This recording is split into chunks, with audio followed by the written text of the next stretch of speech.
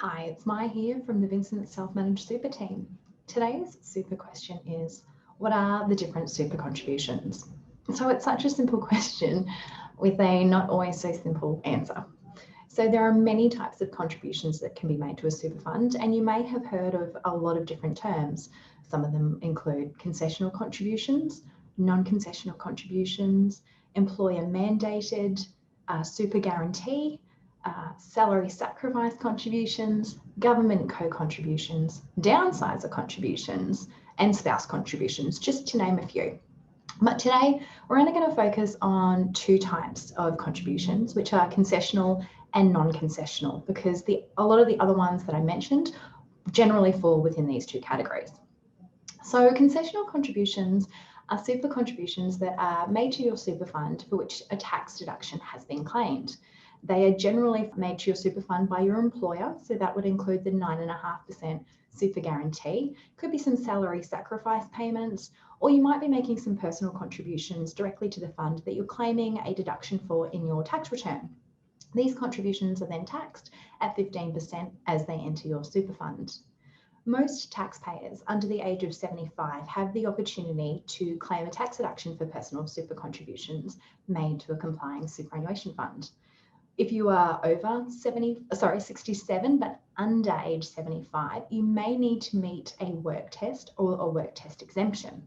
So the work test requires that you work for 40 hours in a 30-day consecutive period during the financial year, and you should satisfy this test before you make the contribution to your fund. Concessional contributions are subject to a yearly cap. So this cap is currently set at $25,000 for all individuals, regardless of age. If a member's contributions exceed this cap, the amount is then included in their personal assessable income and taxed at their marginal rates. There are also special carry forward rules that are available to members who have a total super balance of less than $500,000. Now, these started at 1 July 2018. So under these rules, members can access their unused concessional contributions cap on a rolling basis for 5 years.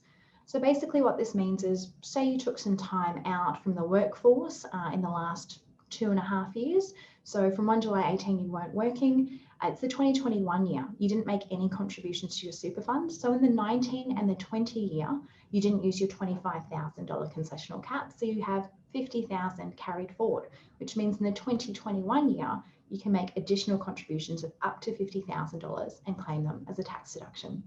Plus, you still have the 2021 contributions cap of $25,000.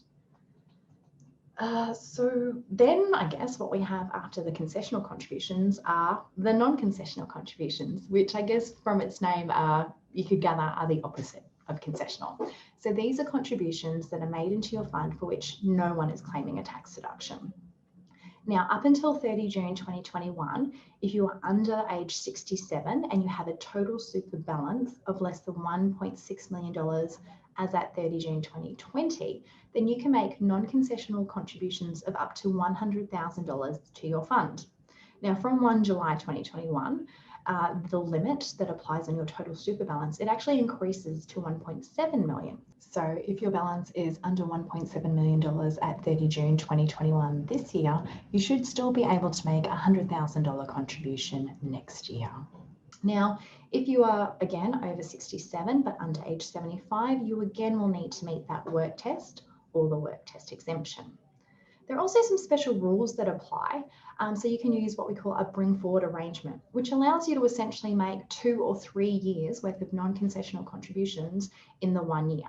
Now, these non-concessional cap amounts have a 2 or a 3 year bring forward period. And this all depends again on that total super balance and what it was at 30 June in the previous year. So that's the quick and hopefully somewhat simple explanation of the different type of contributions, well, mainly the difference between concessional and non-concessional contributions. So in summary, concessional contributions are the ones that tax deductions are being claimed for on your behalf, either by you, your employer, or both.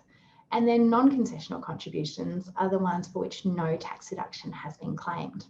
Remember, there are annual caps and rules that apply around making these contributions. So it's really important that before you go and make any additional contributions, that you speak to your tax advisor and your financial advisor to make sure that you're complying with these rules and that it's right for your circumstances. In my next video, though, we will go back and we'll go over those terms of spouse contributions and downsizers contributions, just so you can have a general understanding of them.